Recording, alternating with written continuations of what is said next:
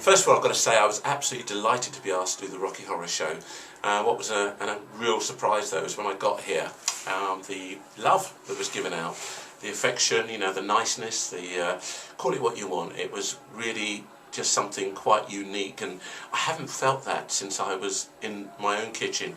The camaraderie, you know, that kind of team spirit, everybody pulling together.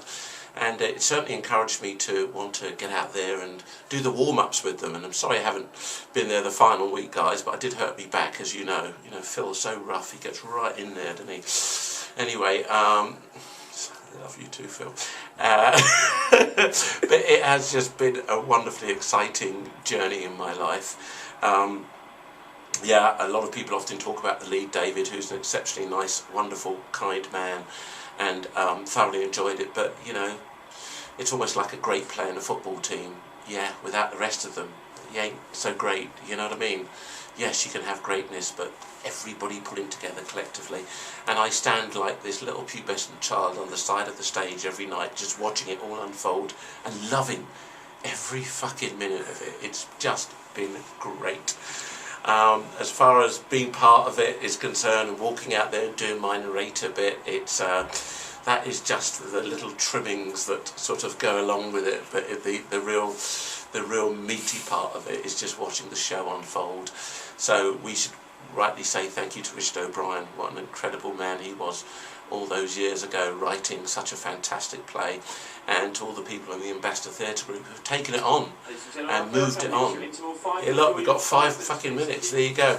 I've not been used to that. It's like we call it, oh, we've got service to do, get your fucking arse on the stove. Anyway, guys, thank you for allowing me in to your little family. What a joy that's been. Really, really, very, very exciting. And it's sad. I've been sitting in my room here thinking, okay, it's my final Saturday. I know I'm coming up to join you in Aylesbury on Thursday. Really going to try desperately to make the party. It's going to be a difficult one. But thank you. Thank you for adding to my life. Thank you for adding to my life's journey. And thank you for all just being great, great people. Love you all. Have a great career, whatever you're doing. I know it's a tough time now to come into the end, but you've all got so much talent. So just believe in yourselves and have a great one. Hopefully we'll run into each other. And if it's like Stuart holding the telephone, it'll be around the back of a tree somewhere, Clapham Common, walking his chihuahua, or playing with my chihuahua. I love you, Stu. Rocky Horror, unique piece of mind. I want to tell you that you're doing just fine. Not a product of another time. A feeling of, well, that's no. Well, here I am, for one night only. Gethin Jones has gone off to some rugby bash, which he promised a friend. He's an Aquarian like me. And us Aquarians make promises and we have to keep them. So I stepped into the breach just for one night. My second time as narrator in Rocky Horror, and I just love it. I love the music. In fact, I don't want to come off stage. When I've finished my bit, I have to stay there and watch the whole show. Funny, really, because when I first played this role at the Charter Theatre in Preston, up in Lancashire, I thought to myself, I'm not really going to like this. This isn't my kind of musical. You know, I'm Ivan Novello, Noel Coward, Rodgers and Hammerstein, Sondheim. And yet, I can't keep away from this music. My favourite, there's a light over in the Frankenstein place, or at the Frankenstein's place, in, at, out, what does it matter? I'm glad I'm in, here doing Rocky Horror. It is, oh Christ, this is a show that has taken the world. I mean, it's a classic of its genre, and probably it's the only brilliant, unique, a genius show that is in this particular genre. And it stands the test of time. So it was ahead of its time, and even now, in this new millennium, it still stands out as being fresh and inviting and exciting. And any time that I'm called to do narrator, I have a criteria. I have these thoughts. Always work with people you love and friends, which is the reason I'm back here.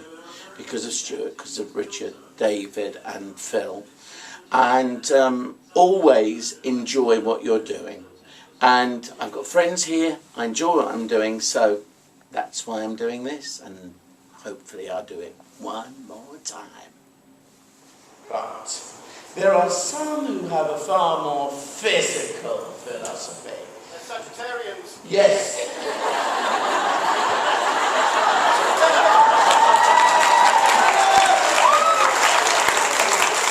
The biggest cocks in the zodiac. Built like horses. Stallions. Would you please check him out after and let me know if it's true? Those who would stop at nothing to satisfy their base desires. You know, it could be that Brad and Janet are among those who hold the devil's reins. I just got to say hi to all you Rocky fans. It's been an absolute blast for me being involved with the show. Something I'm not quite used to, something I'm not really known for, but it's been fab. It's been absolutely wonderful. And I get to go on stage and more or less do what I like. I have a book, got to stick to that, as you know. But I can throw in the odd expletive every now and again. It's been great fun. This is a fabulous cast. It's the best production of Rocky that has ever been. It really is. It's got a wonderful cast of great people, dedicated professionals. That's cost me £10. And absolute joy to be with. It really has been a great time. If you come to see the show, please enjoy it, get involved, be a part of it like everyone else is, because it's really a wonderful night at the theatre. It's a fabulous show. It's just amazing, and the money's not bad either. It's true there were dark storm clouds toward which they were driving. It's true also that the spare tire they were carrying was badly in need of some air.